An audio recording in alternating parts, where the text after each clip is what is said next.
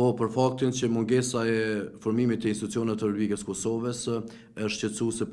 edhe për ekonominë e Republikës Kosovës, si rezultat i mungesës të institucioneve ne kemi sot bllokim të disa kompanive të mëdha të cilat nuk po mund të funksionojnë në Republikën e Kosovës. Janë mbi 300 kompani të cilat presin nga ana e minera dhe mineraleve të furnizohen me licencat e tyre dhe të vazhdohet licencat e tyre, për fat keq Parlamenti i Republikës Kosovës në mungesë të formimit të institucioneve nuk ka kush që të merr vendime të cilat do të pajisen këto kompani. Njëkohësisht kemi legjislacionin i cili është i papërfunduar sa i përket ligjet e pronës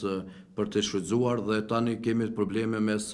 agjencionit të pyjeve, kemi probleme mes minjera dhe mineraleve dhe po ashtu kemi probleme mes ministrive përkatëse, sikur që është Ministria e Ambientit dhe Planifikimit Hapësinor. Sepse minjera dhe mineralet, thojmë ne si bord nuk kemi kompetencë të furnizojmë me licenca ose të vazhdojmë me licenca kompanitë të cilat kanë aplikuar për të vazhduar licencat e tyre, ndërsa agjencioni pyjeve thotë ne me ligjin e ri na u ka merr kompetenca dhe nuk kemi të drejtë që të japim dikujt pronën tani me negocim, por duhet të bëhet ankondi publik. Dhe ne dijem në situatat të cilën gjendemi, këto procedurat të cilat kemi kërkuar nga ana e grupit punues dhe njëkohësisht si lidhje bizneseve, kemi drejtuar edhe me një shkresë zyrtare të cilat i kemi për rekomandime Komisionit për Parlament, për të cilën kemi kërkuar që duhet të bëhet plotësim ndryshimi i ligjit të pronës publike me numër 08L125 për pronën publike dhe kemi kërkuar që këto ndryshime të cilat po përballen në barrierat e njëpasnjëshme kompanit, duhet të bëhet plotësim ndryshimi i tyre dhe të pajisen kompanit sepse me të vërtetë është një dëm jashtëzakonisht të madh. Kemi të bëjmë me një numër tepër të madh të kompanive të cilat janë në prag të falimentimit e për fat keq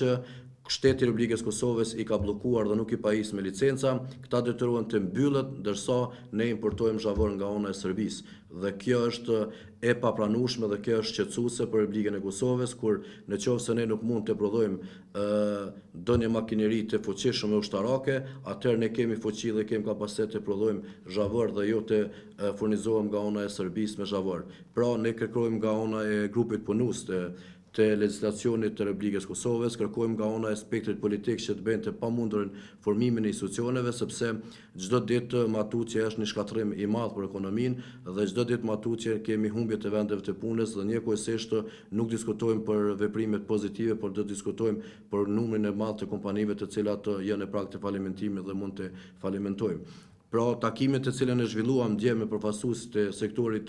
të ndërtimit dhe sektorit të zhavorit, në ato ishin shqetësime të jashtëzakonisht të mëdha të tyre, sepse gjendja ekonomike dhe gjendja në këto sektore është tepër e rëndë. Andaj kërkojmë nga aspekti politik që të formojnë institucionet sa më parë, të zgjidhet gërçi politik, sepse është jo vetëm 3-4 muaj të fundit, por është mbi 2 vite Republika e Kosovës të cilat po përballen me mungesë të legjislacionit, në mungesë të formimit të institucioneve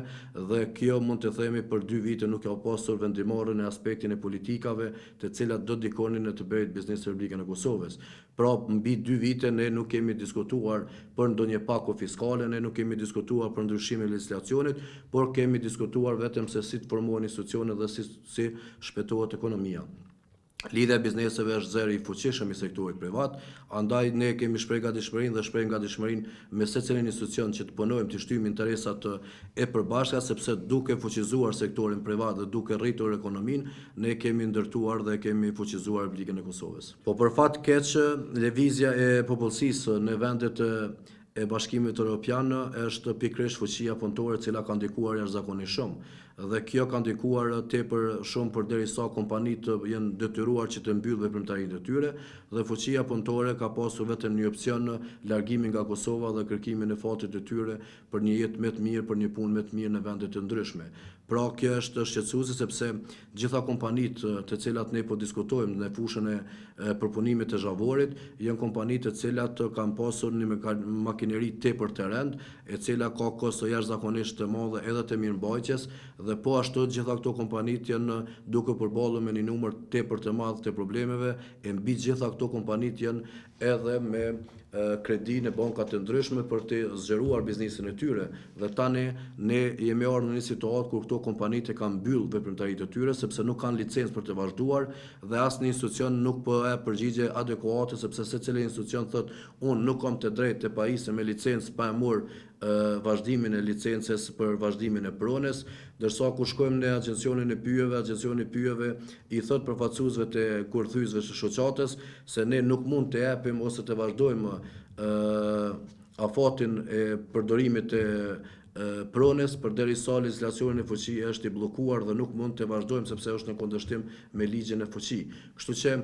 janë probleme mas probleme, janë probleme të cilat ndërlidhen njëra me tjetrën, secili institucion ja gjuan problemin institucionit tjetër dhe tani jemi ardhur në një situatë kur në mungesë e Parlamentit të Republikës Kosovës askush nuk mund të merr vendime. Andaj është tepër e rëndësishme formimi i institucioneve dhe nuk duhet të humbet asnjë moment për të morrur veprime të cilat duhet të nxjerrën veprime dhe të bëhen reforma të cilat e kanë bllokuar të bëjë biznesi i Republikës së Kosovës. Pra ne ju kemi drejtuar si lidhje bizneseve me një numër tepër të madh të rekomandimeve sa i përket ligjit plotësim ndryshimit të ligjit dhe kemi kërkuar që këto barrierat të cilat po përballet legislacionin e fuqi dhe agencionet të cilat po kritikojnë agencionin njëra tjetrën sepse nuk po kemi mundësi që të bëjmë veprimet adekuate, të eliminohen dhe të dërgohet në lexim sa më parë në parlament në procedurë të shpejtë sepse nëse vanohet ky ligj, atëherë ne nuk diskutojmë fare për zhvillimin ekonomik, por do të diskutojmë për probleme të njëpasnjëshme. Kjo është mënyrë zinxhirore sepse kur nuk ka zhavor të mjaftueshëm, kur kemi importim të zhavorit, atëherë diskutohet edhe rritja e kostos dhe kur kemi rritje të kostos në mënyrë zinxhirore lidhet edhe kosto e ndërtimit dhe atëherë kemi edhe patundshmëria lidhur në kostos të çmimeve dhe kur kemi të bëjmë edhe me ndërtimin. Andaj dje ishte takimi me përfaqësuesit e shoqatës së ndërtimtarëve dhe shoqatës së kurthyesve kur të cilat në mënyrë zinxhirore lidhet njëra me tjetrën dhe u diskutuan dhe ishte shqetësim edhe nga ana e shoqatës së ndërtimtarëve të Republikës Kosovës, ishte shqetësimi sepse mungesa zhavorit dhe mungesa e betonit po e bën të pamundur veprimtarinë e tyre që të zhvillohen matutje dhe njëkohësisht po e bën që kosto të jetë më lartë se sa që ka mundur të jetë nëse kishin funksionuar gjitha kompanitë sa duhet.